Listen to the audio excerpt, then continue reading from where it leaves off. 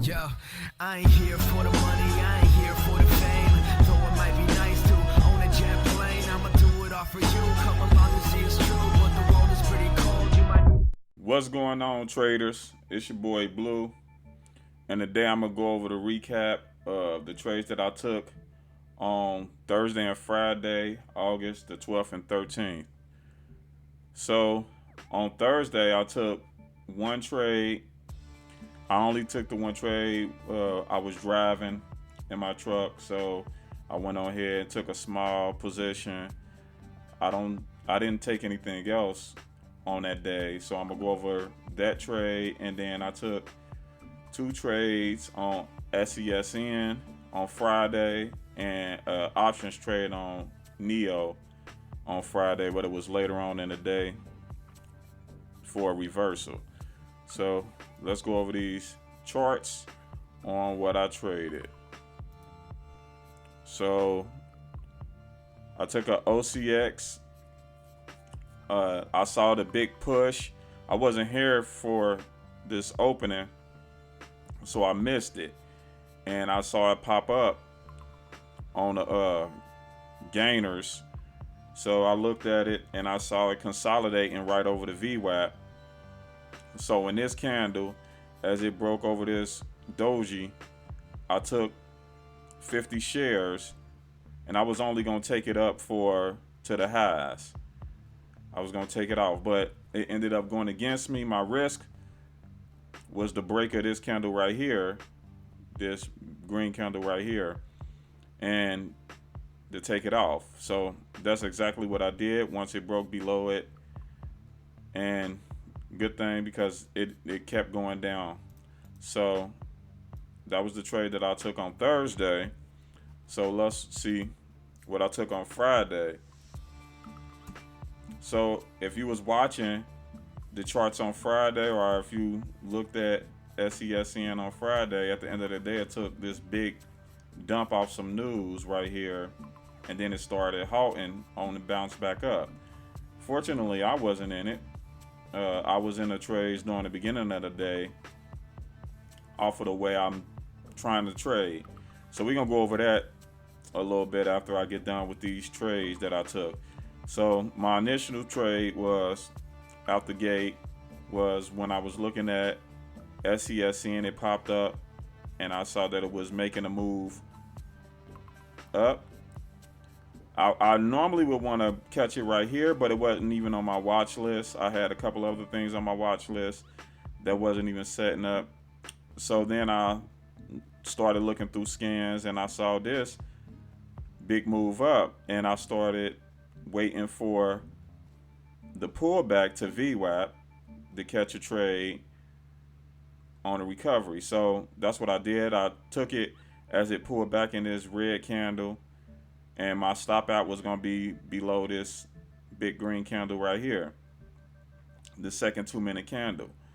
So normally what I want to do, what I'm looking to do is, if I can catch it, either if it starts off over VWAP, take a tenth of a position just to get my eyes on it, and then if it pushes up and closes over VWAP and the break of that first 2-minute candle, I want to add half my size and then add full size if it pulls back and holds to continue to run.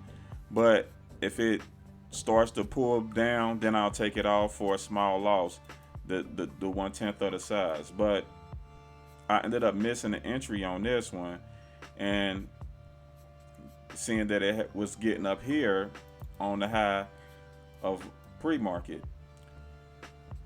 So I waited for the pullback, and I entered 50 or 100 shares, giving myself down to here.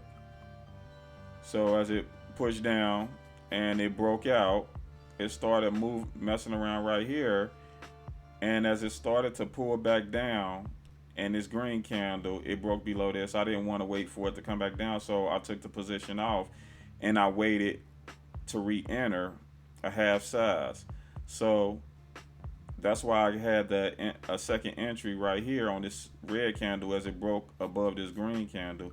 I was looking for it to break out more, but as it pulled down, or as it broke out in this candle, it got to the highs and I took it off. And it started to come back down. And if I would have held it longer, I would have got it up to, this was my final exit. If I would have held it from the get-go, up at 604, 605. I wanted to take the whole position off. But unfortunately, I didn't hold it. I got shaken out a little bit, but I re-entered and I just took it for a small scalp. And you see that it ended up gapping down, but that was later on in the day. I would have been long gone from the trade after that. But later on, I started looking at NIO, and I'm gonna bring over my other charts. But with NIO, I was looking at it because of, let me see.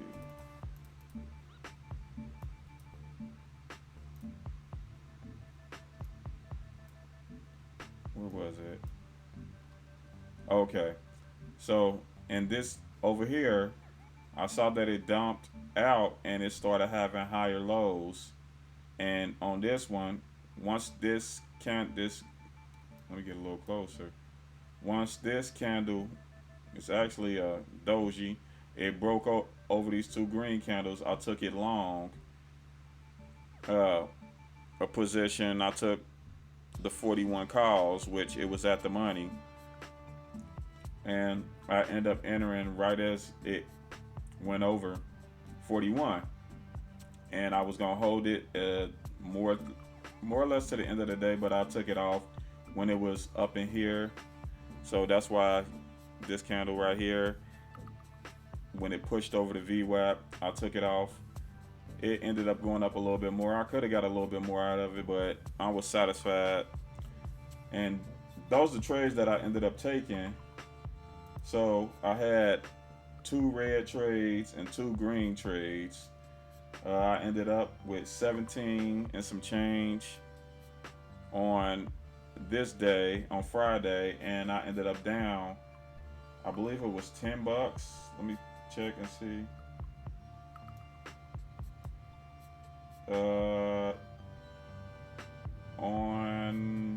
So I ended up down $11 on Thursday, and I ended up 28 bucks on Friday.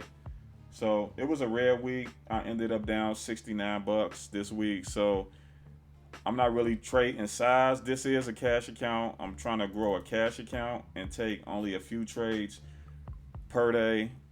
And so my gains are going to be very small. I'm not really worried about the gains. I'm worried more about trading properly, because I've been trading for like 4 years, and I traded, like I said, options, futures, forex, and I haven't had any consistency with anything. So when I first started trading, I started trading low floats, but within 3 months of me trading, I stopped trading them, and I started trading options, and I traded that for the last 3.5 years after I took a couple courses, and I couldn't really grasp them. I was having troubles with them.